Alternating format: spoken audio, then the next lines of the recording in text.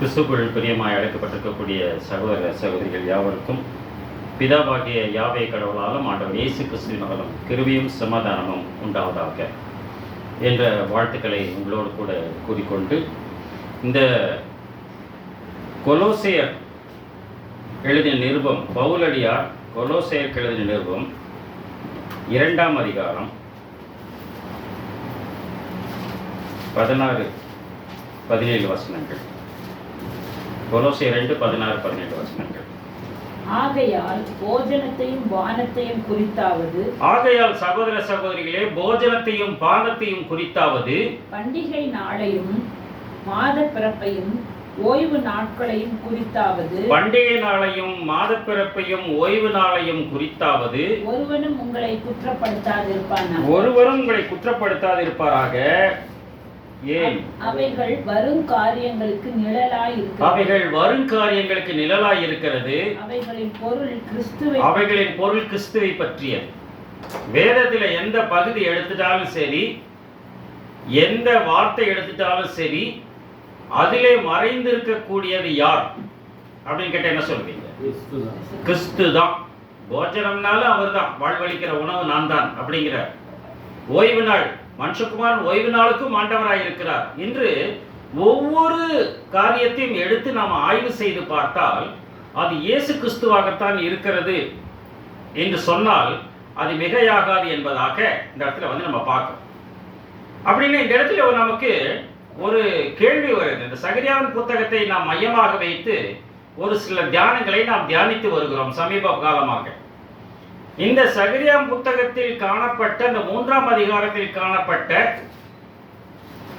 அந்த யோசுவா என்று அழைக்கப்படுகிற பிரதான ஆசாரியர் வாழ்க்கையிலே நடந்த சம்பவங்களை மையமாக வைத்து இவைகள் வருங்காரியங்களுக்கு நிழலாய் இருக்கிறது என்பதைத்தான் அந்த இடத்திலே நாம் புரிந்து கொள்ளுகிறவர்களாக இருக்கிறோம். ஏனென்று கேட்டால் அவரே அதற்கு அடையாளம் காட்டுகிறார். அந்த 3ஆம் அதிகாரத்தின் 8ஆம் வசனத்தின் மையப்பகுதியில பார்த்தோம்னா இவர்கள் அடையாளமாய் இருக்கிற புருஷர் என்று அந்த இடத்துல பேசுவதாக பார்க்கிறோம். பிரதான ஆசாரியர் யோசுவாவே, நீ கேள், உனக்கு முன்பாக உட்கார்ந்திருக்கிற உன் தோழரும் கேட்க கடவர்கள்ங்கிறார். நீ கேளு, உனக்கு முன்னாடி உட்கார்ந்த தோழர்கள் அவர்களும் கேட்க கடவர்கள்ங்கிறார். இவர்கள் அடையாளமாக இருக்கக்கூடிய புருஷர்கள். யோசுவா என்று சொல்லும் போது அது மணவாட்டிக்கு ஒப்புமையாக அடையாளமாக வருகிறது என்றும், அவருடைய தோழர்கள் என்று சொல்லும் போது அது திரள் கூட்டத்திற்கு ஒப்புமையாக வருகிறது என்றும் நாம் புரிந்து கொள்கிறோம். புரியுதுங்களா உங்களுக்கு? அதனாலதான் இந்த சம்பவத்தை நம்ம என்ன பண்ணணும், அந்த எஸ்ரா நெகேமியா காலத்தில் அவர்கள் ஆலயம் கட்டுவதற்காக நியமிக்கப்பட்ட காரியங்களோடு கூட இந்த காரியங்கள் இது அலிகரிக்கல் வேர்ட்ல நிழலாக சொல்லப்பட்டக்கூடிய சம்பவமாக இருக்கிறது என்பதை பார்க்கிறோம். அங்க சத்துருக்கள் என்று அழைக்கப்படுபவர்கள் சாதாரண மக்கள் கூட்டமாக இருந்திருக்கலாம். அவங்க ஆலயம் கட்டும்போது அந்த எஸ்ரா புத்தகத்தின் ஆரம்ப பகுதியை நம்ம படிச்சிருக்கிறோம். ஆனா அங்க அவர்களுக்கு ஆலயம் கட்டும் போது அவர்களுக்கு விரோதமாக வந்தக்கூடிய மக்கள் கூட்டங்கள், நான் எசரோத்தோன் காலத்தில் இருந்து நாங்க இங்கதான் இருக்கிறோம் சொல்லும் போது அவர்கள் உரிமை கொண்டாடுகிறவர்களாக இருக்கிறார்கள். சத்துருக்கள் யாரிடம் உரிமை கொண்டாடுகிறார்கள்? இஸ்ரேல் மக்களிடத்திலே உரிமை கொண்டாடுகிறார்கள். அப்பதான் என்ன பண்ணாங்க, அர்த்தசஷ்டா ராஜாவுக்கு அவர்கள் பிரியாது எழுதுகிறார்கள், ஒரு மனு போடுறாங்க. அத மனு அப்படின்னு எடுக்காம பெட்டிஷன் மட்டும் நம்ம எடுக்காம அது எதிரான ஒரு வாதம் என்பதைத்தான் என்ன பண்றாரு, அந்த சாட்னா அப்படிங்கிற வார்த்தையை நம்ம எடுத்துட்டோம். சேட்டனஸ், சேட்டன், சைத்தான், சாத்தான் அப்படி. அப்ப இது என்ன மறைபொருளாகத்தான் சொல்லிக் கொண்டு வருகிறார் என்பதையும் நாம் தெளிவாக நாம் புரிந்து கொள்ளுகிறவர்களாக இருக்கிறோம் பிரிமானவர்களே. எனவே இந்த யோசுவா என்று அழைக்கப்படும் போது இது பிரதான ஆசாரியனாகிய யோசுவா என்று மையப்படுத்துகிறார். அதில் சபை மறைந்திருக்கிறது என்பதையும் நாம் புரிந்து கொள்ளுகிறோம். இரண்டாவதாக அவர் மாட்டிக்கொண்டிருக்கக்கூடிய வஸ்திரம் அழுக்கு வஸ்திரம். அந்த அழுக்கு வஸ்திரம் உலக நீதி, அக்கிரமம், அக்கிரம சிந்தை, இது மாற்றப்பட்டு சிறந்த வஸ்திரங்கள் அவருக்கு தெரிவிக்கப்படுகிறது. அந்த சிறந்த வஸ்திரங்கள் தரிப்பிக்கப்பட்ட பின்பு அவரிடத்தில் அவர் பேசுகிறார். அதில் 2 பாடங்கள் மறைந்து வருகிறதை நம்ம பார்க்கிறோம். இவர் கிளை எண்ணப்பட்ட, இதோ இவர் அடையாளமா இருக்கிற புருஷர்னு சொல்லிட்டு கிளை எண்ணப்பட்டவராகிய தாசனை வர பண்ணுவேன் என்ற அர்த்தத்துல பேசுறார். 1, கிளை பண்ணப்பட்டவராக என்னுடைய தாசன் அப்படிங்கிறார். 2வதாக அங்கு சொல்லும் போது 6ஆம் அதிகாரத்துல சொல்லும் போது அவர் சிரசின் மீது சுத்தமான பாகையை வைத்தார்கள் என்பதாக பார்க்க. இதே 6ஆம் அதிகாரத்திலே நம்ம பார்க்கும்போது அந்த 11லிருந்து படிக்கும்போது அங்கே வெள்ளியும் பொன்னையும் வாங்கி கிரீடங்களை செய்வித்து யோசுவா என்ற பிரதான ஆசாரியருடைய சிரசின் ஒரு சிரசின் மீது அங்கு அநேக கிரீடங்கள் வைக்கப்படுகிறது. அப்படி என்று சொன்னால் இது இயேசுவுக்கு ஒப்புமையாக இந்த இடத்துல பேசுகிறார் என்பதை நாம் புரிந்து கொள்கிறோம். எப்படி அவர் சிரசின் மீது அநேக கிரீடங்கள் இருந்தது. அந்த வெளி 19ஆம் அதிகாரத்திலே 12-13 வசனங்கள் அடிப்படையாக வச்சு நம்ம பார்க்கணும். அவர் சிரசின் மீது அநேக கிரீடங்கள் இருந்தது. அவருக்கே என்று வேறொருக்கும் அறியாத நாமம் ஒன்று கொடுக்கப்பட்டது. அந்த நாமம் கடவுளுடைய வார்த்தை என்பது. அப்ப கடவுளுடைய வார்த்தையா இருக்கிற இயேசு கிறிஸ்து மேலதான் நிறைய கிரீடம் இருக்குது. அந்த தலைமையில் இருக்கக்கூடிய கிரீடம் அது குணசாலியான ஸ்திரீ தன் புருஷனுக்கு கிரீடமாக இருக்கிறார். அதுலயும் மறைந்திருக்கிறது, அதையும் மறைபொருள். இப்படிதான் நம்ம பைபிள் படிக்கணும். சும்மா கசபசம் நம்ம படிக்கக்கூடாது. அதிலும் சபை மறைந்து வரும். அதனாலதான் வேதத்தில் இருக்கக்கூடிய அதிசயங்களை காணும்படி கண்களை திறந்தாலும் சொன்னதுக்கு காரணம் என்னன்னு பார்த்தோம்னா, வேதத்தில் இருக்கக்கூடிய அதிசயங்கள். நம்ம நினைக்கிறோம் ரொம்ப பிரமாதமா இருக்கக்கூடிய நிகழ்வுகளை தான் பேசுறாருன்ட்டு. அதிசயங்கள் 2ஆ பிரிக்கிறோம் இல்லையா? அதிசயம் என்றால் இயேசு, அவர் நாமம் அதிசயமானவர். அப்படி என்று சொன்னால் அதிசயங்கள் என்று சொன்னால் அது சபை. அப்ப வேதத்துக்குரிய அதிசயங்களை காணும்படி கண்களை திறந்தாங்கன்னா வேதத்துல சபை இருக்கு, அதற்கு காட்டுங்க. அதனால நம்ம ஆலயத்துக்கு போவோம் என்று சொல்லும்போது மகிழ்ச்சியா இருந்தேங்கிறார். அந்த ஆலயத்தை நான் பார்க்கிறோம். எங்க பார்க்கிறோம்? ஒவ்வொரு தனி மனிதர்களும் பார்க்கிறோம். நான் ஒரு சகோதரியை மீட் பண்ண உடனே, சகோதரியை மீட் பண்ண என்ன சொல்றோம்? நம்ம பார்த்த உடனே பிரைஸ் தி லார்ட் சொல்றோம். அப்ப என்ன பார்க்கிறோம்? நம்ம அவங்களுக்குள்ள அவங்க கடவுளை பார்க்கிறோம் இல்லையா? அவங்களுக்குள்ள கடவுளை பார்க்கறது தான் அவர் பார்த்தோன்னா பிரைஸ் தி லார்ட் சொல்றோம். அவருக்கு தான் சொல்றோம், இவருக்கு சொல்லல. அந்த பிரைஸ் தி லார்ட் என்னோட பேச செய்த கர்த்தருக்கு ஸ்தோத்திரம். இன்னும் எனக்கு உயிரோடு இருக்கிற எனக்கு, என்னை வாழ்வழிக்கு எனக்கு வாழ்வு கொடுத்த கர்த்தருக்கு ஸ்தோத்திரம். ஹலோ பிரதர், நல்லா இருக்கீங்களா? பிரைஸ் தி லார்ட் பிரதர் என்ன அர்த்தம்? உன்னை என்னோடு பேச செய்த கர்த்தருக்கு ஸ்தோத்திரம். இன்னைக்கு நீயும் உயிரோடு, நானும் உயிரோடு இருக்கிறேன். அதுக்காக தான் அந்த வார்த்தை மறைப்பொருளாக வருகிறது என்பதைத்தான் அந்த இடத்துல நம்ம பார்க்கிறோம். அது சொல்லிவிட்டு என்ன சொல்லுகிறார் அந்த வசனத்துல? இதோ ஒரு புருஷன், அவருடைய நாமம் கிளை எனப்படும் அப்படிங்கிறார். அவருடைய நாமம் கிளை எனப்படுங்கிறார். ஒரு புருஷன்கிற ஒரு புருஷன், அவருடைய நாமம் கிளை எனப்படும். அப்படின்னா புருஷன் என்று அழைக்கப்படுகிற யார் அப்படின்னு கேட்டோம்னா 2 கொரிந்தியர் 11:2 நான் உங்களை கற்புள்ள கன்னிகையாக கிறிஸ்து என்ற ஒரே புருஷனுக்கு நியமிக்க ஒப்பு கொடுக்கப்பட்டபடியால் தேவ வைராக்கியம் கொண்டிருக்கிறேன். அப்படின்னா புருஷன் யாரு? கிறிஸ்து என்ற ஒரே புருஷன் ஒப்புவிக்கப்பட்ட கன்னிகை. அந்த ஒப்புவிக்கப்பட்ட கன்னிகை யாரு? அதுதான் சபை. அப்ப அந்த ஒரே புருஷன் யாரு? கிறிஸ்து என்ற ஒரே புருஷன். இவர்கள் அடையாளமான புருஷர்கள் சொல்லும் போது அது சபையோடு சேர்ந்து வரக்கூடிய திரள் கூட்டத்தை பார்க்கும். ஆனால் இந்த இடத்துல யாரை பார்க்கணும் சொன்னால், இவர் கிளை, இதோ ஒரு புருஷர், அவருடைய நாமம் கிளை எனப்படும் அப்படிங்கும் போது அப்ப அது யாருது? அது இயேசு கிறிஸ்து தான். இந்த கிளை எனப்படுகிற இயேசு கிறிஸ்து தான். இவர் முளைத்தெழும்பி கர்த்தருடைய ஆலயத்தை கட்டுவார்கிறார். கர்த்தருடைய ஆலயத்தை கட்டுவார்னா என்ன? தன்னுடைய ஆலயத்தை கட்டுவார் என்பது பொருளா? அவருடைய ஆலயத்தை கட்டுவார் என்பது பொருளா? அவர் முளைத்தெழும்பி, கிளை எனப்பட்ட முளைத்தெழும்பி கர்த்தருடைய ஆலயத்தை கட்டுவார்கிறார். அப்ப கர்த்தருடைய ஆலயம் என்பது இல்லையா? சர்ச் ஆஃப் காட் அப்படிதானே போடுறாங்க. சர்ச் ஆஃப் ஜீசஸ் கிரைஸ்ட் சொல்லலாம். ஆனா கர்த்தருடைய ஆலயம் என்பது அவருடைய ஆலயம் என்பதை நம்ம பார்க்கணும். ஏன்னா இயேசு கிறிஸ்துவை கிளைன்னு சொல்லிட்டா அவர் கர்த்தருடைய ஆலயத்தை கட்டுவார்னா யாரு? அது யாருடைய ஆலயம்? அது பிதாவுடைய ஆலயம் தானே. அப்ப இந்த இடத்துல கர்த்தர்கிற இயேசுவை குறிக்காது, அது பிதாவை குறிக்குங்கிற. அப்படின்னா அந்த ஆலயம் என்பது அதுவும் சபைதான், நாம தான். புரியுதுங்களா? அப்ப நம்மளை தான் சொல்றாரு. அப்படின்னா நாம யாருடைய ஆலயம்? கிறிஸ்துவின் ஆலயமா, கர்த்தர் பிதாவின் ஆலயமா? பிதாவின் ஆலயம், தேவனுடைய ஆலயம். நீங்களே தேவனுடைய, you are the temple of God, கடவுளுடைய ஆலயமா இருக்கிறீர்கள். தியோஸ் நேவோஸ்ங்கிற நீங்க தான் ஆலயம். யாருடைய ஆலயம்? கடவுளுடைய ஆலயம். அப்படி இந்த இடத்துல என்ன பண்றாரு? குமாரனை மையப்படுத்துகிறார், கடவுளையும் மையப்படுத்துகிறார் என்பதைத்தான் அந்த இடத்திலே நாம் புரிந்து கொள்ளுகிறவர்களாக இருக்கிறோம் பிரியமானவர்களே. அதோடு கூட இவர் என்ன செய்கிறார்? அதற்கு பின்பாக அங்கு இதற்கு இவர் சிங்காசனத்தின் மேல் வீற்றிருந்து ஆளுகை செய்வார், சிங்காசனத்தின் மேல் ஆசாரியராயும் இருப்பார் அப்படிங்கிறார். ஆளுகை செய்வார், ஆசாரியராயும் இருப்பார் அப்படிங்கிறார். அப்படின்னா ஆளுகை செய்கிறவராக இருக்கிறார், ஆசாரியராகவும் இருக்கிறார்.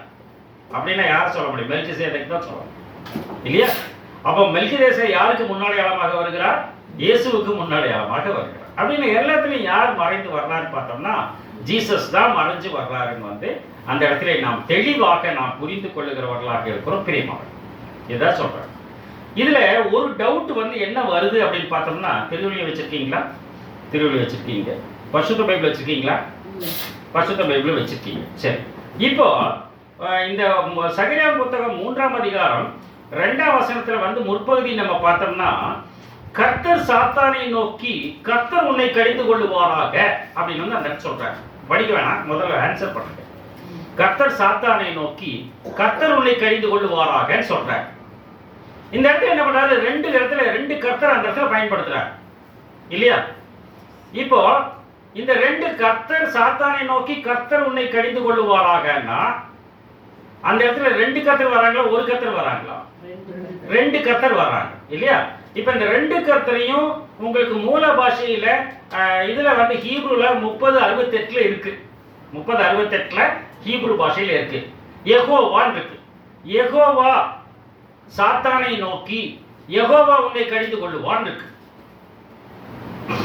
இதை நம்ம எப்படி எடுக்கிறது? பிதா குமாரனிடத்தில் பேசுகிறாரா, அல்ல குமாரன் பிதாவிடத்தில் பேசுகிறாரா, அல்ல முந்தைய வசனத்தில் சொல்லப்பட்ட தூதன் பேசுகிறாரா? நிச்சயமா சாத்தான் பேசல, சாத்தானை பத்தி தான் பேசுறாரு. இதை நம்ம எப்படி எடுக்கலாம்? ஏன்னா முந்தின வசனத்தில் என்ன சொல்றாரு? அங்கு கர்த்தருடைய தூதன் முன்னாடி நிற்கிறார் என்று பேசுவதாக அந்த இடத்துல வந்து நம்ம பார்க்கிறோம். அதுக்கு பின்னாடி வந்து நம்ம பார்க்கும்போது 5ஆம் வசனத்தின் இறுதியிலும் கர்த்தருடைய தூதன் அங்கே நின்றார் அப்படிங்கிறார். 6ஆம் வசனத்துல கர்த்தருடைய தூதன் யோசுவாவுக்கு சாட்சியாகங்கிறார். இப்ப இந்த 3 இடத்துல கர்த்தருடைய தூதன் தான் வருது. புரியுதுங்களா? இப்ப 2ஆம் வசனத்துல வந்து கர்த்தர் உன்னை கடிந்து கொள்ளுவாராக சொல்லுவது யார்? யாரா இருக்கும்? சொல்லுங்க. இயேசு நீங்க சொல்றீங்க, வேற மாற்று கருத்து? இயேசுதான் இல்லையா? கர்த்தர் சாத்தானை நோக்கி கர்த்தர் உன்னை கடிந்து கொள்வார், பிதா உன்னை கடிச்சுக்குவார் அப்படின்னு அர்த்தம். இதானே ஈஸியா புரியுதா நம்மளுக்கு? இப்ப திருவிழியத்திலையும் பரிசுத்த பைபிள்ல இந்த வசனத்தை படிங்க. 2ஆம் வசனம் திருவிழி இங்க இருக்கு, படிங்க. அப்பொழுது ஆண்டவரின் தூதர் சாத்தானை நோக்கி சாத்தானே ஆண்டவர் உன்னை கடிந்து கொள்வாராக, சாத்தானே ஆண்டவர் உன்னை கடிந்து கொள்வாராகங்கற. இப்ப சொல்லுங்க. அப்போ தூதன் சொல்றாரு கர்த்தர் உன்னை கடிந்து கொள்வார்ங்கற. அப்ப தூதனை எலோஹிம் சொல்லலாமா? சொல்ல முடியாது. தூதனை எலோஹிம் சொல்லலாமா? இந்த இடத்துல மூல பாஷையில் என்ன இருக்குது? 30:68 எலோஹிம் தான் இருக்குது. எலோஹிம் யெகோவான் இருக்கு. 30:68 யெகோவான் இருக்கு. அப்ப யெகோவாவை தூதன் சொல்ல முடியுமா? அதான் கேள்வி. சொல்ல முடியாது இல்லையா? அங்கு ஆண்டவரின் தூதன் சாத்தானை நோக்கி கர்த்தர் உன்னை கடிந்து கொள்வாராக அப்படிதான் படிச்சீங்க இல்லையா? என்ன படிச்சீங்க? யார் கடிந்து கொள்ளணும்? ஆண்டவரின் தூதன் சாத்தானை நோக்கி, ஆண்டவருடைய தூதன் சாத்தானை நோக்கி சாத்தானே ஆண்டவர் உன்னை கடிந்து கொள்வாராக, ஆண்டவர் உன்னை கடிந்து கொள்வாராக அப்படின்னு வந்து சொல்றாங்க. அப்ப ஆண்டவர், அப்ப முதல்ல வந்து கர்த்தருடைய தூதன், ஆண்டவருடைய தூதன் சொல்லிட்டாரு. ரெண்டாவது ஆண்டவனை கடிந்து கொள்வாராகங்கிற. அப்படின்னா கடிந்து கொள்ளக்கூடிய ஆண்டவர் யாரு இந்த இடத்துல? ஒருவேளை தூதனை வச்சுக்குவோமே, அது மாதிரி வச்சா அப்படி வச்சோம்னா இப்ப கர்த்தருடைய தூதன் வச்சோம்னா இயேசு கிறிஸ்துவை கடிந்து கொள்ளாதுன்னா ஆண்டவர் இயேசு கிறிஸ்துக்கு சொல்லாமே இல்லையா? ஆனா இந்த இடத்துல வந்து ரெண்டு இடத்துலயுமே உங்களுக்கு யெகோவான் தான் இருக்கு மூல பாஷையில. ஒருவேளை கர்த்தருடைய தூதன் நம்ம எடுத்துட்டோம்னா இயேசு கிறிஸ்துவை கடிந்து கொள்வார் சொல்லலாம். இயேசு கிறிஸ்து கடிந்து கொள்ளுவாரா அல்லது பரிந்து பேசுகிறவா? பரிந்து பேசுங்க இல்லையா? பேசுறது கிடையாது. பரிசுத்த பைபிள்ல படிங்க இதே வசனத்தை. பிறகு கர்த்தருடைய தூதன் சாத்தானே கர்த்தர் உன்னை தொடர்ந்து குற்றம் சாட்டுவார். கர்த்தருடைய தூதன் சாத்தானே கர்த்தர் உன்னை தொடர்ந்து குற்றம் சாட்டுவார்ங்கிற. கர்த்தருடைய தூதன் உன்னை குற்றம் சாட்டுவார் என்று சாத்தானை பார்த்து சொல்லுகிறார். இயேசு கிறிஸ்து உன்னை குற்றம் சாட்டுகிறார். இயேசு கிறிஸ்து பிசாசை கடிச்சுக்கிட்டார் இல்ல, தப்பா இல்ல, கரெக்டா கண்டிச்சிட்டார். ஆனா சாத்தான் பிசாசை கடிந்து கொண்டாராம். மன்னிக்கும், சாத்தான் இயேசுவை கடிந்து கொண்டானாம். இப்ப பேதுரு கூட்டிட்டு போற 16 அதிகாரத்தில் நம்ம படிக்கிறோம் இல்லையா? மத்தேயு 16 பேதுரு அவரை வெளியே கூட்டிட்டு போறார். இந்த மாதிரி கஷ்டமான எனக்கு வரும்னு அவர் சொன்ன உடனே பேதுரு வெளியே கூட்டிட்டு போறார். கூட்டிட்டு போன உடனே இதெல்லாம் உங்களுக்கு நேரிடக்கூடாதேன்னு சொல்ற இல்லையா? அப்போ இயேசு என்ன சொல்றாரு எதிர்மறையா அந்த இடத்துல பேதுரு பேசுறார் இல்லையா? பேதுரு பேசுறார். அப்ப அவர் வெளியே கூட்டிட்டு போனது யாரு? பேதுரு. அவருக்கு விரோதமா பேசுறது யாரு? பேதுரு. ஆனா பேதுருவை பார்த்து என்ன சொல்றாரு அவரு? எனக்கு பின்னாக போ சாத்தானேங்கிற. அப்படின்னா அவர் வெளியே கூட்டிட்டு போனது யாரு? சாத்தான். அவரை கடிந்து கொண்டது யாரு? சாத்தான். சாத்தான் இயேசுவை கடிந்து கொள்ளுகிறார். அதான அர்த்தம். அப்ப இந்த சாதாரண நீ நாசமா போயன்னு சொன்னாரா அவரு? நீ அழிச்சு போயிட்டேன்னு சொன்னாரா? எனக்கு பின்னாக போ. தூஷணமாய் குற்றப்படுத்து துணியவில்லை. அப்படிதான் எடுக்க முடியும். அப்படிதான் எடுக்க முடியும். இப்ப சாத்தான் வந்து பிதாவை கடிச்சுக்கிறானா? படிச்சிருக்கமா நம்ம? தெரியாது நமக்கு. நம்ம படிச்ச அளவுக்கு நமக்கு தெரியல. ஒருவேளை இருக்கலாம். சாத்தான் வானத்துக்கு ஏறுவேன், தேவல சிங்காசனம் உன்னதங்கள் ஏறுவேன், உணர்வாள் ஒப்பாவேன் இறுதியில் தான் சொன்னான்னு பைபிள்ல படிக்கிறோம். ஏன் பாருப்பா, உனக்கு விரோதமா நான் வர்றேன், எனக்கு சப்போர்ட் இருக்கு, நிறைய பேர் இருக்காங்க, எனக்கு ஓட் போடுவாங்க, நான் உன்னை ஜெயிக்க போறேன் அப்படின்னு சொன்னாங்க. சொல்லல. புரியுதுங்களா? அப்படின்னா இந்த இடத்துல வந்து கர்த்தருடைய தூதன் அப்படின்னு தான் சொல்லியிருக்கே. ஏலோயிம்ங்கிற வார்த்தை மன்னிக்கவும், அந்த யாவேங்கிற வார்த்தை, யெகோவாங்கிற வார்த்தை தூதனுக்கு நம்ம சொல்லலாமான்ற ஒரு கேள்வி நமக்கு வருது. ஏன்னா பரிசுத்த பைபிள் திருவிவிலியம் சொல்லுகிறது இந்த யெகோவா என்ற வார்த்தை தூதனாக அங்கு எழுதப்பட்டிருக்கிறது. அதற்காக இந்த யெகோவா என்ற பதம் வருகிற இடங்களில் தூதன் என்று நாம் மொழிபெயர்க்க முடியுமா? கொஞ்சம் யோசனை பண்றோம். புரியுதுங்களா? ஆனால் தூதன் வருகக்கூடிய இடங்களில் யெகோவா என்று மொழிபெயர்க்கலாமா? தூதன் அப்படிங்கிற இடத்தை வந்து சொல்லலாம் இல்லையா? இப்ப தூதன் வர்ற இடத்துல தூதன் தான் சொல்ல முடியும் பிரதர். தூதன் இடத்துல யெகோவா சொல்ல முடியாது பிரதர் அப்படின்னு நம்ம சொல்லலாம். ஆனா படிங்க,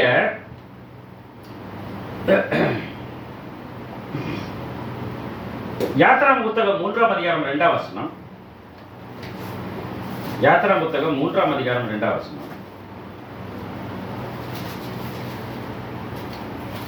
அங்கே கர்த்தருடைய தூதனானவர் ஒரு முட்செடியின் நடுவில் இருந்து உண்டான the Malek of Yahweh, கர்த்தருடைய தூதனானவர். the Malek, மாலெக்ங்கிறது என்ன? தூதன். யாவே யெகோவாவின் தூதன் முச்செடியில் என்ன செய்கிறார்? முச்செடியின் நடுவில் இருந்து உண்டான அக்னி ஜுவாலையிலே நின்று அவனுக்கு தரிசனமானார். அப்ப முச்செடியின் நடுவில் இருந்து அக்னி ஜுவாலையிலே இருந்து அவனுக்கு தரிசனமாகிறார். இப்ப எந்த இடத்துல யார் தரிசனமாகிறார்? அந்த இடத்துல கிளீனா சொல்லுது, அது கர்த்தருடைய தூதன் தான். நம்ம சகரியா இதே 3:2 தான், அது 3:2 தான். யாத்ரா 3:2, சகரியா 3:2. சகரியா 3:2ல கர்த்தருடைய தூதன்கிறது மூல பாஷையில யெகோவான்னு படிச்சோம். இங்க வந்து கர்த்தருடைய தூதன் போட்டதை யெகோவான்னு படிக்கலாமா? அப்படி பைபிள்ல இல்லை. புரியுதுங்களா? சகரியா 3:2 வந்து யெகோவான்னு போட்டதை தூதன் 2 டிரான்ஸ்லேஷன் மொழிபெயர்த்திருக்காங்க. வேற எனக்கு தெரிஞ்சு வேற எந்த டிரான்ஸ்லேஷன்லயும் ஏஞ்சல் ஆஃப் காட்னு இல்ல. புரியுதுங்களா? நமக்கு சாதகமா வந்து 2 பைபிள் நம்ம யூஸ் பண்றோம், அவ்வளவுதான் தேவை. கர்த்தருடைய தூதன் சொல்றதுக்காக. ஏன்னா கடிந்து கொள்ளக்கூடிய இயேசு கிறிஸ்து சொல்ல வேண்டி வந்துச்சுன்னா இவரை என்ன பண்ண முடியும்? இந்த முதல் கருத்துல தூதன் தான் சொல்லி ஆகணும். ஆனா மூல பாஷையில மூல பாஷையில யெகோவா அப்படிங்கறத நம்ம தூதனை நிச்சயமா சொல்லவே முடியாது. அப்படித்தானே? ஏஞ்சல் ஆஃப் காட் அங்க இருக்கா? சகரியா 3:2 இல்ல, அங்க யெகோவான்னு தான் இருக்கு. ஆனா இங்க நம்ம என்ன படிக்கிறோம்? கர்த்தருடைய தூதனானவர் முச்செடியில் தரிசனமானார் பார்க்கிறோம். தரிசனமானார், கர்த்தருடைய தூதனானவர் முச்செடியில் அவருக்கு தரிசனமாகிறார். இந்த இடத்துல வந்து ஏலோயிம்னு இருக்கா அல்லது யெகோவான்னு இருக்கான்னு கேட்டா இல்லை, கர்த்தருடைய தூதனானவன் தான் இருக்குது. the angel of the lord தான் இருக்கு. அப்ப அந்த angel of God தான் இருக்குது, அது angel of the lord தான், அது கர்த்தர் கிடையாது. சொல்லலாமா கூடாது? சொல்லலாம். 4 வசனம் படிங்க. அதுல யாத்திரம் 2:3-4. அவன் பார்க்கும்படி கிட்ட வருகிறதை கர்த்தர் கண்டார். அவன் பார்க்கும்படி கிட்ட வருகிறதை கர்த்தர் கண்டார். தேவன் அவனோடு கூட பேசுகிறார். இந்த இடத்துல 2 மொழி அந்த இடத்துல பயன்படுத்தப்படுகிறது இல்லையா? கர்த்தர் கண்டார், தேவன் பேசுகிறார். 3 ஆட்களா அப்படி நம்ம அந்த இடத்துல கேள்வி கேட்கிறோம் இல்லையா? கர்த்தர் கண்டார், தேவன் பேச, தூதன் தரிசனமானார், கர்த்தர் பார்க்கிறார், யாவே பார்க்கிறார், ஏலோயும் பேசுகிறார். இப்ப நம்ம எடுக்கலாம் இல்லையா? எடுக்கிறதுக்கு வாய்ப்பு இருக்கு என்பதாக பார்க்கலாம். இதுல பாருங்க, யோவான் 4ஆம் அதிகாரத்துல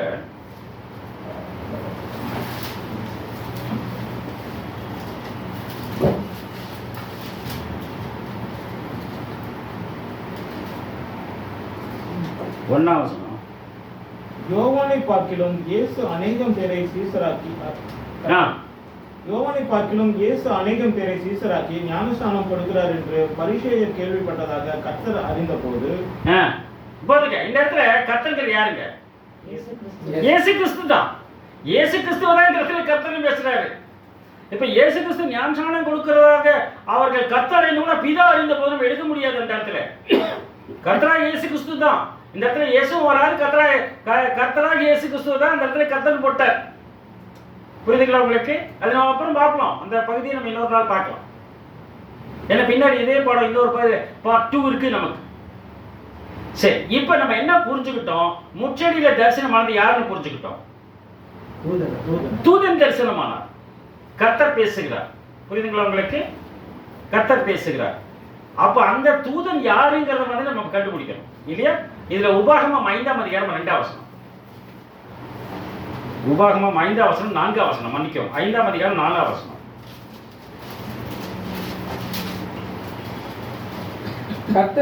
கர்த்தர் மலையிலே அக்னியின் நடுவில் இருங்க. கர்த்தர் மலையிலேங்கிறார். அப்ப இந்த கர்த்தர்ங்கிற யாரா இருக்கும்? கர்த்தர்ங்கிற வார்த்தை LORD, லார்டுன்னு இருக்கு, இங்கிலீஷ்ல இருக்கு. லார்டுன்னு இருக்கு, தேவன்கிறது காட்ன்னு இருக்கு. இந்த இடத்துல LORD லார்டுங்கிறது வந்து 3068ல வந்து யாவேன்னு இருக்கு,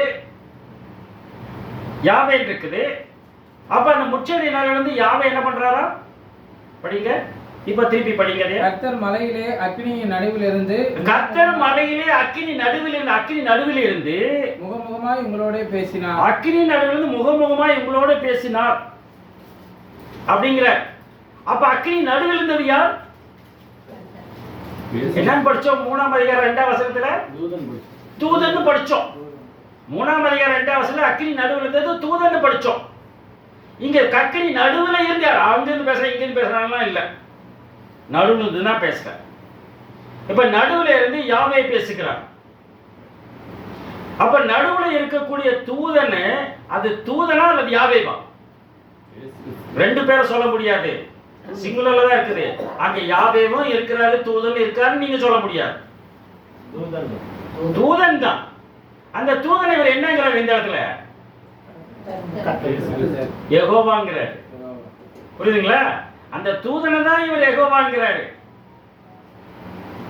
இப்ப தூதன் யெகோவாங்கிறத தூதன் நம்ம சொல்லல. புரியுதுங்களா? நல்லா புரிஞ்சுக்கோங்க. இப்ப கான்ஸ்டபிள் இன்ஸ்பெக்டர்னு சொல்லல. கான்ஸ்டபிள் இன்ஸ்பெக்டர்னு சொல்லல. இன்ஸ்பெக்டர் போலீஸ்காரன்னு சொல்லலாம். சொல்லமா வேண்டாமா? கான்ஸ்டபிள் தான். அவர் இன்ஸ்பெக்டர் வரங்க, அவர் கான்ஸ்டபிள் தான். ஆனா இன்ஸ்பெக்டரை வச்சுக்கோங்க. இன்ஸ்பெக்டர் போலீஸ்காரன்னு கேட்டா ஆமான்னு தான் சொல்லுவாங்க. இல்ல ஒரு இன்ஸ்பெக்டர் சொல்லுவாங்க. ஹெல்த் இன்ஸ்பெக்டர், சானிட்டரி இன்ஸ்பெக்டர், அப்படி பல வாரம் நம்ம பிரிக்கல. இன்ஸ்பெக்டர் தான் சொல்லுவோம், மாற்றி சொல்ல மாட்டோம். அப்ப கீழே இருக்கக்கூடிய ரேங்க் என்ன பண்றோம், நம்ம மேலே கொண்டு போறோம். மேலே இருக்கக்கூடிய ரேங்கை ஒரு காலம் கீழே கொண்டு வர முடியாது. யாவேங்கிறத தூதனுக்கு புனையா கொண்டு வர முடியாது. ஆனா இந்த இடத்துல தூதனை என்னன்ட்டார் இந்த இடத்துல அங்க மேலே கொண்டு வர்ற. புரியுதுங்களா? அங்க மேலே கொண்டு வருக என்பதாக நம்ம பார்க்கிறோம். அப்படின்னா அந்த இடத்துல வேத வாக்கியங்களை கொடுத்தவர், அங்கு தரிசனமானவர். அப்படின்னா படிங்க அப்போஸ்தலர்கள் 7ஆம் அதிகாரம் 30ஆம் வசனம்.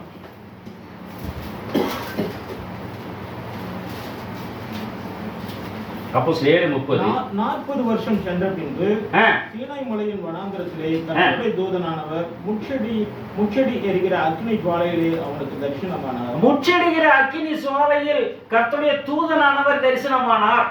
ஏஞ்சல் ஆஃப் காட் தான் தூதனானவர் தரிசனமானார் அப்படின்னு போட்டார் அந்த இடத்துல 35.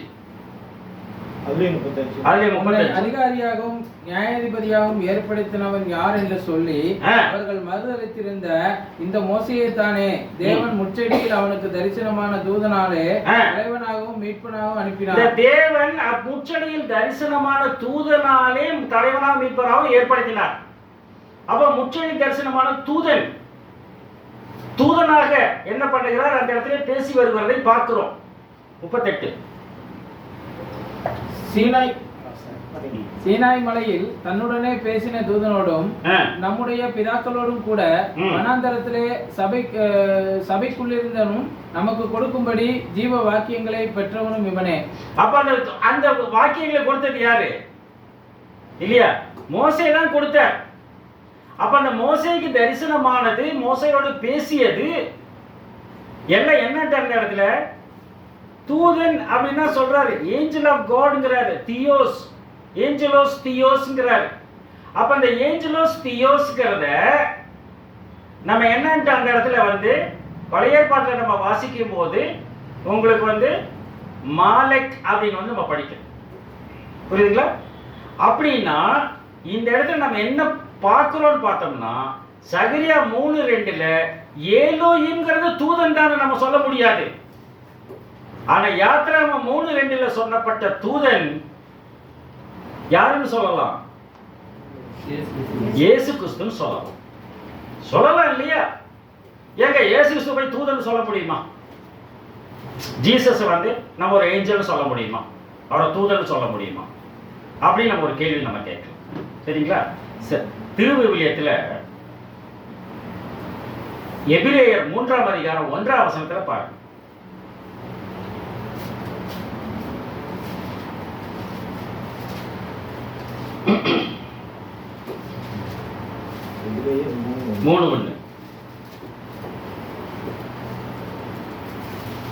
எனவே தூய சகோதர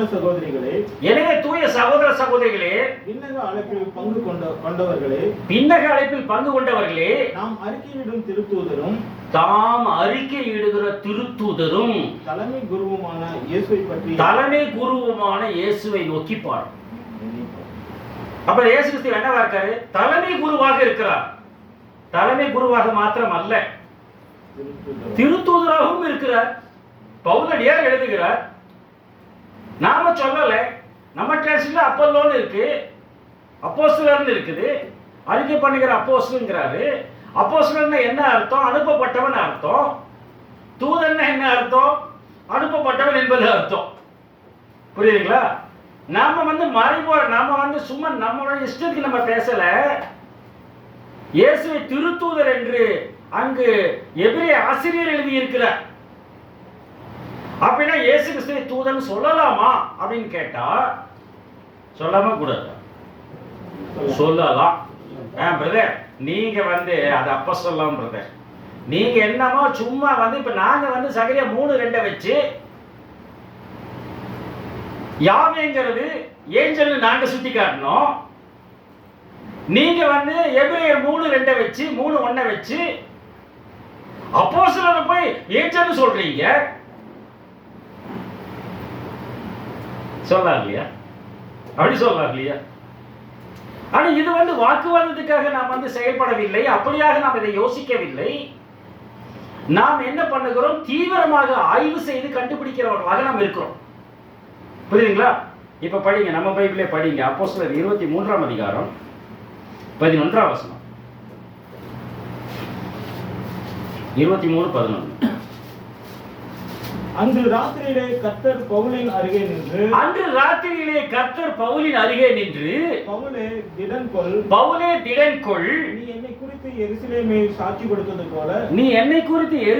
சாட்சி கொடுத்தது போல ரோமாவிலும் சாட்சி கொடுக்க வேண்டும். சொல்றது யாருங்க?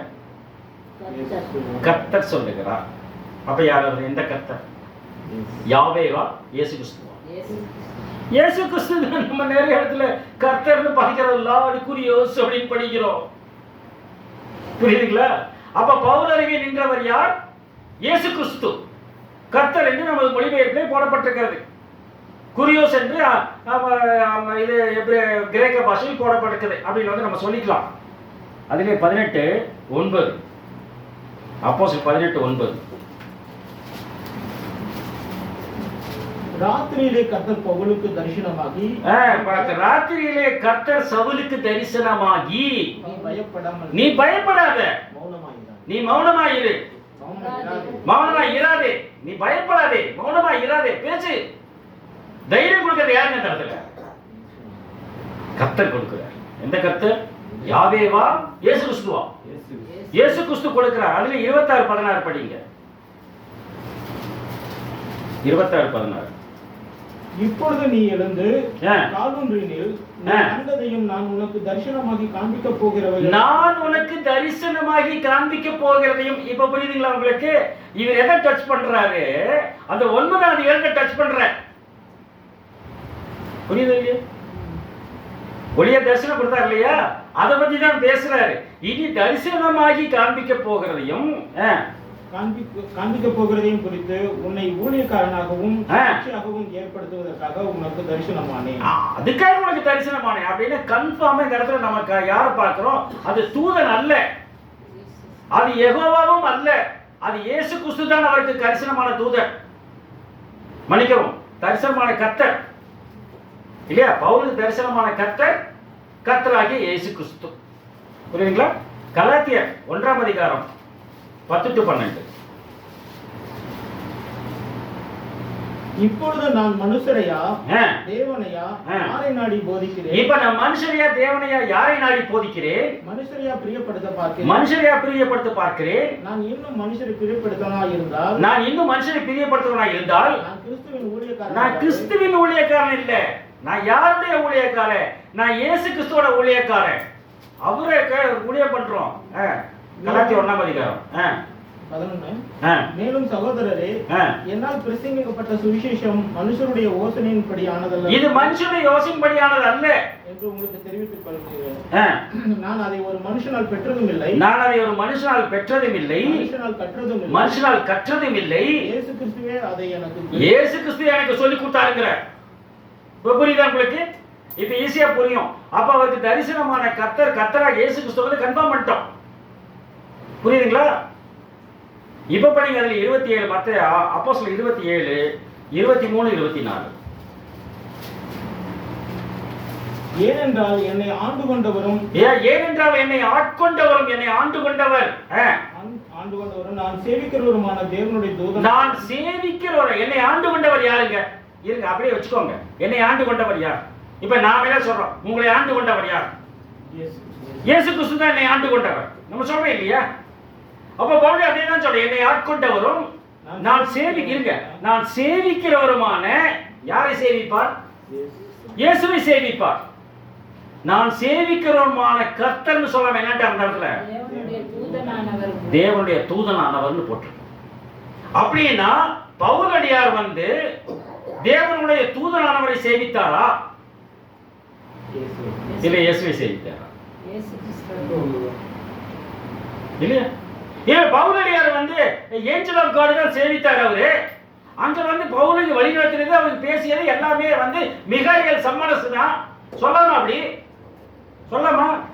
பவுலை வழி நடத்தியது, பவுலை பேசியது, பவுலுக்கு கற்றுக் கொடுத்தது, பவுல் சேவித்தவர் அவர் வந்து மிகாயேல் சம்மனசு தான் அப்படின்னு சொல்ல முடியுமா? அந்த இடத்துல சொல்ல முடியாது பிரதர் சிஸ்டர். நான் சேவிக்கிற கர்த்தருடைய தூதனமானவர் இந்த ராத்திரி வந்து நீ பயப்படாதே, உங்களுக்கு வார்த்தைகள் அடிப்படையில் பேசுங்க, நம்ம டாக்டரின் அடிப்படையில் பேசுங்க, ஒரு சபையின் கொள்கையின் அடிப்படையில் நம்ம பேசுறேன். புரியுதுங்களா உங்களுக்கு? வசனத்தின் அடிப்படையில் என்ன பார்க்கிறோம் என்று கேட்டால், பவுலடியார் சொல்லுகிறார் நான் சேவிக்கிற கர்த்தருடைய தூதனானவர்ங்கிறார். the angelos kuriosங்கற ஏஞ்சலோஸ் குரியோஸ்ங்கற கர்த்தருடைய தூதன்ங்கற the messenger of the lord. அப்படினா குரியோஸ்னா ஜீசஸ் தானே. காட்க்கு தியோஸ் இல்ல, காட்க்கு தியோஸ் குரியோஸ்னா ஜீசஸ்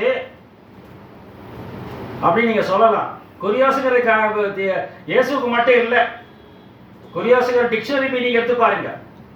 குரியோஸ்ங்கற வார்த்தைக்கு வந்து கடவுளும் சொல்லலாம், கர்த்தரும் சொல்லலாம், மாஸ்டர் சொல்லலாம் என்று போடப்படுகிறது. அப்புறம் பார்ப்போம், இன்னொரு தடவை அது பார்ப்போம்.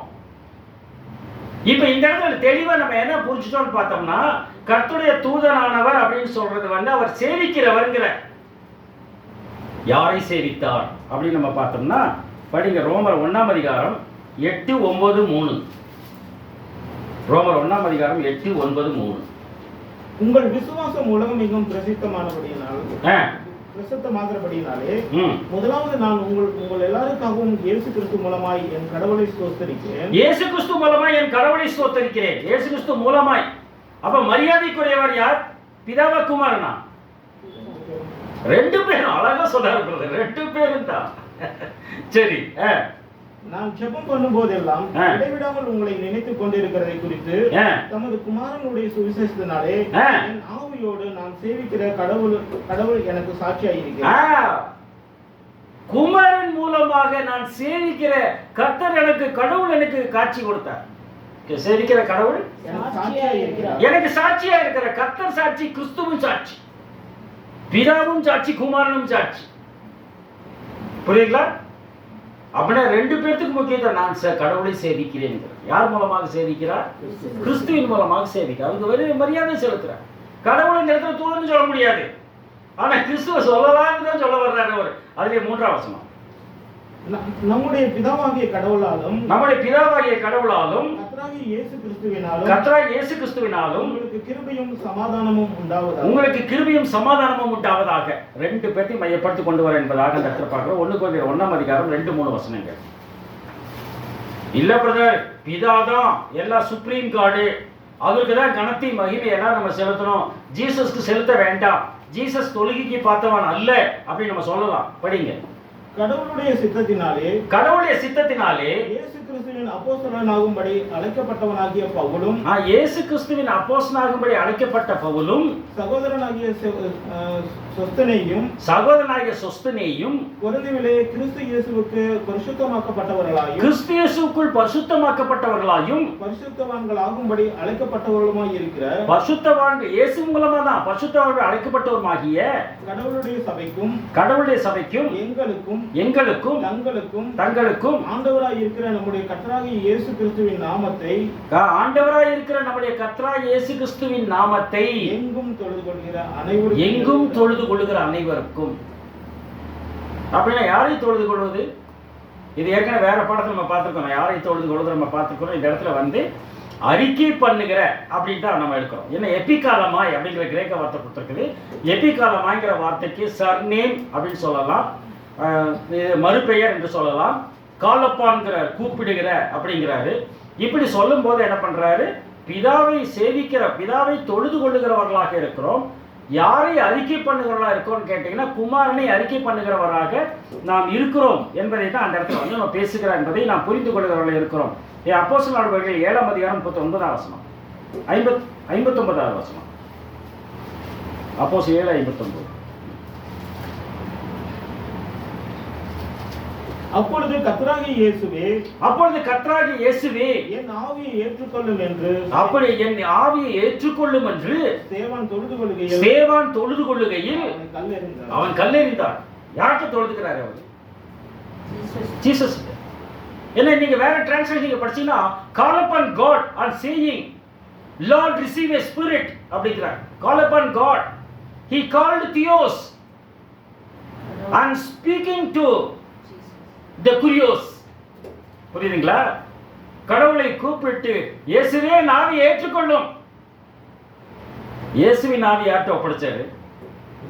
பிதாட்ட ஒப்படைச்சாரு இல்லையா? சபையின் நாவி யார்கிட்ட ஒப்படைக்கிறாங்க? ரிசீவ் பண்றாரு. ரொம்ப சிம்பிள் கான்செப்ட். அதனால தான் அவர் சொல்லும் போது 1 யோவான் 1ஆம் அதிகாரம் 1 மற்றும் 3 வசனங்கள்ல நம்ம படிக்கிறோம். 1 யோவான் 1:3. ஆமா. நீங்களும் எங்களோட ஐக்கியம், அதேதான். நீங்களும் எங்களோட ஐக்கியம் உள்ளவர்களாகும்படி, நீங்களும் எங்களோட கூட ஐக்கியம் உள்ளவர்களாகும்படி, வேற பக்கம் போயிடாதீங்க. எங்களோட ஐக்கியம் உள்ள அவர் சொன்னது. நாங்கள் கண்டும் கேட்டும் இருக்கிறதை உங்களுக்கு அறிவிக்கிறோம். நாங்கள் கண்டும் கேட்டும், நாங்கள் தடவியாகவும் பார்த்துக்கணும். கண்டும் கேட்டும் இருக்கிறதை உங்களுக்கு அறிவிக்கிறோம். எங்களுடைய ஐக்கியம் பிதாவோடும் அவருடைய குமாரனாகிய இயேசு கிறிஸ்துவோடும் இருக்கிறது. அவருடைய குமாரனாகிய இயேசு கிறிஸ்துவோடும் இருக்கிறது. அதனாலதான் வந்து அந்த இடத்துல வந்து நான் சேவிக்கிற கர்த்தருடைய தூதன் ஆனவர் வந்து அவர் சொல்ற. ஏன்னா தூதன்னு சொல்லிச்சுன்னா இன்னும் கொஞ்சம் க்ளோஸ் ஆயிடுறார். காட்னா கொஞ்சம் தூரமா இருக்கிறார் இல்லையா? இயேசு கிறிஸ்து என்ன பண்றாரு? நமக்கு நண்பன்கிறார், நமக்கு சிநேகிதன்கிறார். அப்ப அந்த அளவுக்கு ஜீசஸ் என்ன நமக்கு க்ளோஸ், தோல் மேல கை போடுற அளவுக்கு அவர் பழகி இருக்கிறார் என்பதுதான் உண்மை. என்ன சரீரமாகிய சபை தானே, புரியுதுங்களா? அப்போ எனவே இதன் அடிப்படையில வந்து இது எப்படி நம்ம கன்ஃபார்ம் பண்ணணும்? இப்போ வந்து நம்ம படித்தோம், திருவெளித்தில் படித்தோம், பரிசுத்த பைபிளில் படித்தோம், சகரியான் புத்தகம் 3ஆம் அதிகாரம் 2ஆம் வசனத்தை வந்து கர்த்தருடைய தூதன் தான் போட்டிருக்குது அப்படி நம்ம வாதிடுறவர்களாக இருக்கலாம். ஆனால் அது கர்த்தருடைய தூதன் வந்து அந்த இடத்துல சொல்ல முடியாது. அப்படியே சொன்னாலும் இயேசு கிறிஸ்து தான் சொல்லுதுன்னு நம்ம வந்து கன்ஃபார்ம் பண்ணுறோம். புரியுதுங்களா? அப்படின்னா முதல் கர்த்தர் இயேசு கிறிஸ்து நம்ம ஃபிக்ஸ் பண்ணுறோம். அப்போ ரெண்டாவது கர்த்தர் யாவே தான்ங்கிறது எப்படி நம்ம கன்ஃபார்ம் பண்ணுறது? ரெண்டு இடத்துலையும் வந்து உங்களுக்கு ஒரே வார்த்தை தான் கொடுத்துருக்குது. அது முதல் கர்த்தர் வந்து ஜீசஸ்ன்ட்டோம். நம்ம சப்ஜெக்ட்ல போகாமே ஜீசஸ் நீங்க சொல்லிட்டீங்க இல்லையா? அவர் சொல்லிட்டாரு, அவரு கர்த்தர் உன்னை கடிந்து கொள்ளுவார்னு சொல்லிட்டாரு. இப்போ ஒரு உதாரணம் சொன்னா ஈஸியா புரியும் உங்களுக்கு. இப்போ ஒரு கான்ஸ்டபிள் சொல்றாரு, சப் இன்ஸ்பெக்டர் உன்னை ஜெயில போட்டுவாருங்கிறார். கான்ஸ்டபிள் சொல்றாரு, சப் இன்ஸ்பெக்டர் உன்னை ஜெயில போட்டுவாருங்கிறார். அப்படி சொல்றதுக்கும் இன்ஸ்பெக்டரோட ஜெயில போட்டுக்கோன்னு சொல்றதுக்கு வித்தியாசம் இருக்கா? வித்தியாசம் இருக்கா? இப்ப கான்ஸ்டபிள் தூதன் வச்சுக்கோமே, சப் இன்ஸ்பெக்டர் ஜீசஸ் வச்சுக்கோங்களேன், இன்ஸ்பெக்டர் பிதான்னு வச்சுக்கோங்களேன்.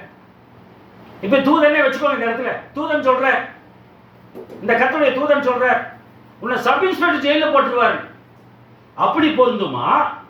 அல்ல இன்ஸ்பெக்டர் ஜெயில போட்டுருவாரு பொருந்துமா? இன்ஸ்பெக்டர் தான் சோல் அத்தாரிட்டிங்க. நீங்க தூதன் இதை நீங்க வச்சுக்கிட்டீங்கன்னா சப் இன்ஸ்பெக்டர் ஜெயில போட்டுவார், ஜீசஸ் உன்னை ஜெயில போட்டுவார் சொல்லலாம். ஆனா எது சிறந்ததுன்னு பார்த்தோம்னா இதான். இன்ஸ்பெக்டரை வந்து நீங்க என்ன பண்ணலாம், அவர் சப் இன்ஸ்பெக்டர் வந்து இன்ஸ்பெக்டர் ஆகிருக்கலாம். ஆனா இன்ஸ்பெக்டர் ஒருபோதும் சப் இன்ஸ்பெக்டர் ஆக மாட்டார். புரியுதுங்களா? அந்த சுப்ரீமசி கடவுளுக்கு தான் இருக்குது என்பதை நாம் தெளிவாக புரிந்து கொள்கிறவர்களா இருக்கிறோம். ஏங்க வெளியெல்லாம் போய் உதாரணம் கொடுக்குறீங்க, உள்ள வாங்க அப்படின்னு நீங்க கேட்டீங்கன்னா, எருசலேமை தெரிந்து கொண்ட கர்த்தர் உன்னை கடிந்து கொள்வார்னு பேசுங்க. எருசலேமை தெரிந்து கொண்ட கர்த்தர் உன்னை கடிந்து கொள்வார். எருசலேம்னா படிங்க, வெளிப்பசேஷம் 21ஆம் அதிகாரம் 9-10 வசனங்கள். பின்பு கடைசியான 7 வாதைகளால் நிறைந்த 7 கலசங்களுடைய அந்த 7 தூதரில் ஒருவன் என்னிடத்தில் வந்து, நீ இங்கே வா, ஆட்டுக்குட்டியானவருடைய மனைவியாகிய மணவாட்டியை உனக்கு ஆட்டுக்குட்டியான மனைவியாகிய மணவாட்டி உனக்கு காட்டுறேன்னு கூட்டிட்டு போய் பெரிதும் உயரமான ஒரு பர்வதத்தின் மேல் என்னை கொண்டு போய் கடவுளுடைய மகிமையை அடைந்த எருசலேமாகிய பரிசுத்த நகரம் பரலோகத்தை விட்டு கடவுளிடமிருந்து இறங்கி வருகிறது எனக்கு காண்பித்தார். புரியுதுங்களா? அப்படின்னா இந்த எருசலேம்ங்கிறது என்ன? ஒரு நகரம் அல்ல. எருசலேமை தெரிந்து கொண்ட கர்த்தரை கடிந்து கொள்ளுவார்னா இன்னைக்கு இருக்கக்கூடிய எருசலேமை பற்றி அவர் பேசவில்லை. இதெல்லாம் அடையாளம் இல்லையா? இன்னைக்கு இஸ்ரேலை பற்றி பேசவில்லை.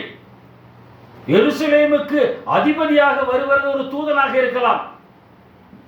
ஆனால் எருசலேமை தெரிந்து கொண்டது யார்? இயேசுவா பிதாவா? பிதா இல்லையா? அந்த எருசலேம் தான் நம்ம எல்லாருக்கும் தாயானவர் என்று கலாத்தியர் புத்தகத்தில் படிக்கிறோம். படிங்க, கலாத்தியர் 4ஆம் அதிகாரம் 24, 26.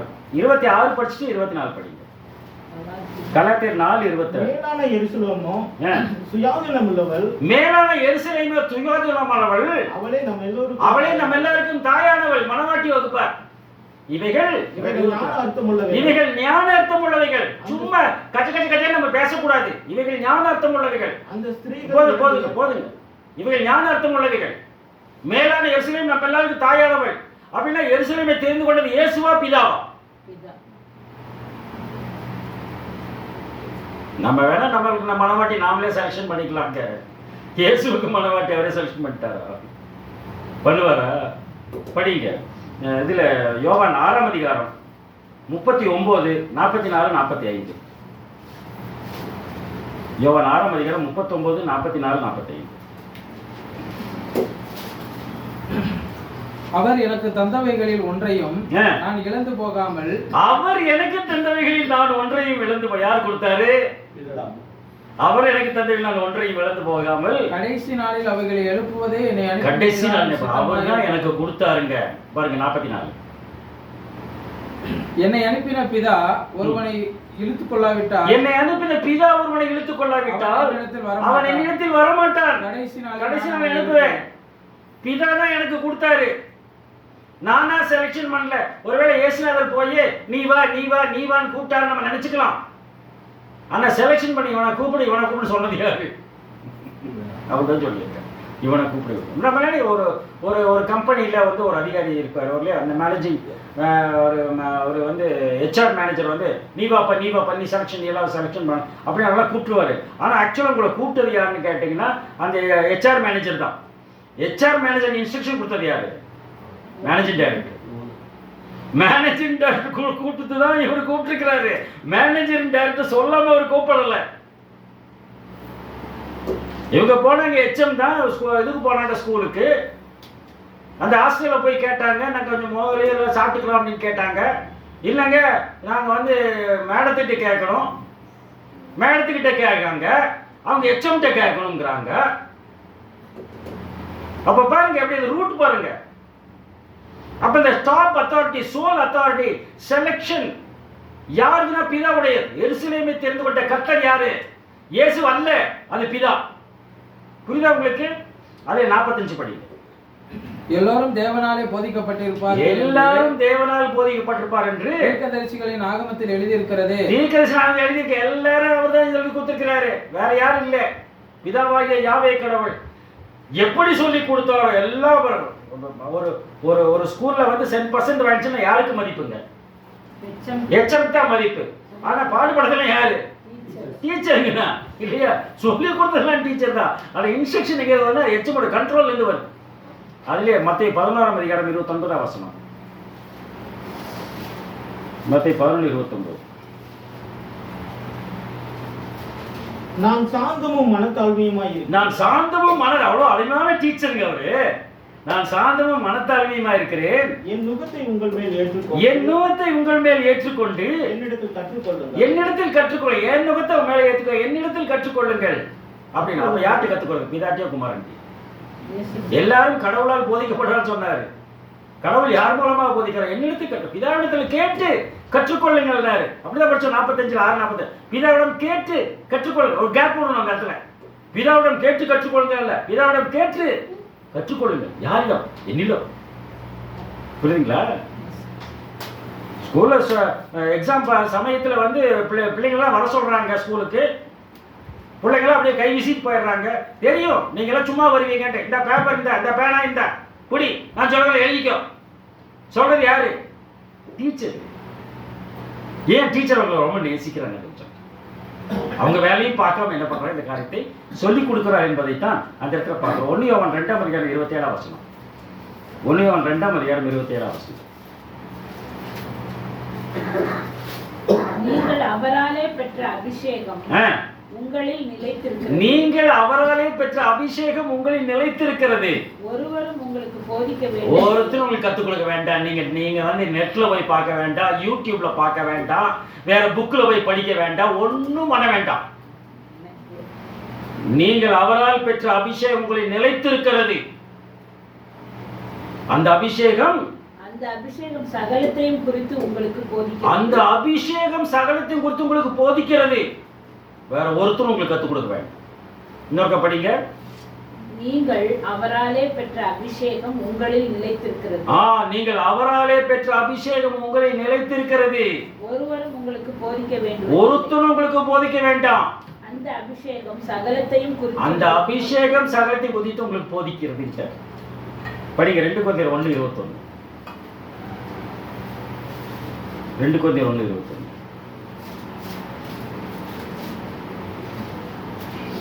உங்களோட கூட எங்களையும் கிறிஸ்துவுக்கு ஸ்திரப்படுத்தி. உங்களோட கூட எங்களையும் கிறிஸ்துவுக்கு ஸ்திரப்படுத்தி. கிறிஸ்துவே அபிஷேகம் என்ன அர்த்தம்? கிறிஸ்துவுக்கு ஸ்திரப்படுத்தி நம்மை அபிஷேகம் பண்ணினவர். நம்மை அபிஷேகம் பண்ணினவர் தேவனே, கடவுள் தான். தியோஸ் தான் நம்மளை அபிஷேகம் பண்ணியிருக்கிறாரு. அப்படின்னா தெரிந்த நம்மளை தெரிந்து கொண்டது யாருன்னு பார்த்தீங்கன்னா அவர்தான். அவரோடு கூட எங்களையும் தெரிந்து கொண்டு நம்மை அவரோடு கூட அபிஷேகம் பண்ணியிருக்கார். அதனாலதான் அந்தியோகியில் அவருக்கு என்ன பேர் வந்ததாமா? அப்போஸ்தலர் 11:28. அதான் அவர் என்ன பண்றாங்க? இவர்கள் கிறிஸ்து, அவர்கள் தான் அபிஷேகம் பண்ணப்பட்டவர்கள். பிதாவினால் அபிஷேகம் பண்ணப்பட்டவர் குமாரன். பிதாவினால் குமாரனுக்குள் அபிஷேகம் பண்ணப்பட்டது சபை. அதான் ஜெருசலேம். படிச்சீங்களா? அவர்களில் ஒருவனாகிய அகப்பு என்பவன் எழுந்து உலகமெங்கும் கொடிய பஞ்சம் உண்டாகும் என்று ஆவியானவராலே அறிவித்தான். அது அப்படியே கிலவுதியா ராயனுடைய நாட்களில் உண்டாயிற்று. 27 கிறிஸ்துவ நாளுக்கு 26 மணிக்கு 26. அவர்கள் 1 வருஷ காலமாய் சபையோடு கூடியிருந்து. அவர்கள் 1 வருஷ காலமாய் சபையோடு கூட கூடியிருந்து அநேக ஜனங்களுக்கு உபதேசம் பண்ணினார்கள். அநேக ஜனங்களுக்கு உபதேசம் பண்ணினார்கள். முதல் அந்தியோகியாவிலே சீஷர்களுக்கு கிறிஸ்தவர்கள். முதல் அந்தியோகியாவிலே சீஷர்களுக்கு கிறிஸ்தவர்கள் என்ற பெயர் வந்தது. கிறிஸ்தவர்கள். நீங்கள் தான் கிறிஸ்து, நீங்கள் தான் அபிஷேகம் பண்ணப்பட்டவர்கள். அந்த அபிஷேகம் உங்களுக்கு போதிக்கிறது. கிறிஸ்து உங்களுக்கு போதிக்கிறார். கிறிஸ்துவை பிதா என்று நாம் சொல்ல முடியாது. பிதா என்ற பெயரில் கிறிஸ்து அழைக்கப்படலாம். புரியுதுங்களா? தூதர்களை கடவுள் என்று அழைக்க முடியாது. ஏன்னா சகரியா 3:2 கடவுள் போட்ட இடத்துல தூதன் தான் அப்படின்னு நம்ம ஆதிட முடியாது. ஏன்? எருசலேமை தெரிந்து கொண்ட கர்த்தர். அப்ப எருசலேமை தெரிந்து கொண்ட கர்த்தர் யாவே கடவுள் அப்படின்னு நமக்கு நல்லா தெரியும். எருசலேமை தெரிந்து கொண்ட யாவே கடவுள் உன்னை கடிந்து கொள்ளுவார் என்று சொல்லுவார் ஆண்டவராகிய இயேசு கிறிஸ்து தான் அப்படிங்கிறத என்ன பண்ணுறோம்? இந்த வார்த்தைகளின் அடிப்படையில் நம்ம கன்ஃபார்ம் பண்ணுகிறவர்களாக இருக்கிறோம். எனவே an angel can't be called as Elohim or Yahweh. ஏஞ்சலை நம்ம உயர்த்த முடியாது. ஆனால் நாம் என்ன பண்ணலாம்? இவங்களை நம்ம கீழே கொண்டு வரணும். ஏன்னா இப்போ நம்ம கரண்ட்டில் இருக்கக்கூடிய இதே நம்ம எடுத்துக்கோங்களேன். இன்னைக்கு இருக்கக்கூடிய முதல்வரை என்னன்னு சொல்லுவாங்க? முன்னாடி என்ன சொல்லுவாங்க? அவருக்கு என்ன பேர்? தளபதின்னு சொல்லுவாங்களா? தளபதின்னு சொல்லுவாங்களா? கிட்டத்தட்ட ஒரு 30 வருஷத்துக்கு முன்னாடி உக்கடத்தில் ஒரு பெரேடு நடத்துகிறாங்க. அந்த பெரேடு நடத்தும் போது அந்த கருப்பு சகப்பு யூனிஃபார்ம் போட்டு அந்த என்சிசி கேப் மாதிரி வச்சுக்கிட்டு ஒரு ஒரு ஒரு ஆர்மி மாதிரி ப்ரொசஷன் பண்ணாங்க. அன்னைக்கு ஆட்சியில் இருக்கிறவங்க ப்ரொசஷன் நடக்குது. அந்த ப்ரொசஷன் நடக்கும்போது நாங்கள் நிற்கிறேன், நான் அங்கே நின்றுட்டு பார்த்துட்ருக்கேன். அந்த முன்னாடி இந்த ப்ரொசஷனை வழி நடத்தக்கூடியவர் யாருன்னு பார்த்தீங்கன்னா இன்னைக்கு கூடிய முதலமைச்சர். அவர் தான் ப்ரொசஷனை வழி நடத்துகிறார். நல்லா ஒத்து பார்க்குறேன் நான், அவர் தான். ஆனால் என்ன ட்ரெஸ் இருக்காரு? அவர் சோல்ஜர் ட்ரெஸ்ல இருக்காரு.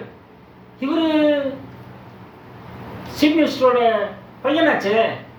சீஃப் மினிஸ்டர் சோல்ஜர் ட்ரெஸ் தான். அவர் கிடையாது. அப்ப நான் சொல்ல முடியுமா அந்த இடத்துல? அன்னைக்கு வந்து என்ன பண்ணிட்டாரு அவரு? அந்த சோல்ஜர்ஸ் நடத்தும் போது சோல்ஜர் ட்ரெஸ்ல வந்தார். ஆனா அவர் யாருன்னு கேட்டீங்கன்னா சன் ஆஃப் கலைஞர். இல்லையா? சன் ஆஃப் கலைஞர் சோல்ஜர் ட்ரெஸ்ல வந்தார். அதுக்காக அவர் வந்து சோல்ஜர்னு நம்ம சொல்ல முடியுமா? இல்லையா? எம்டி இருக்காரு.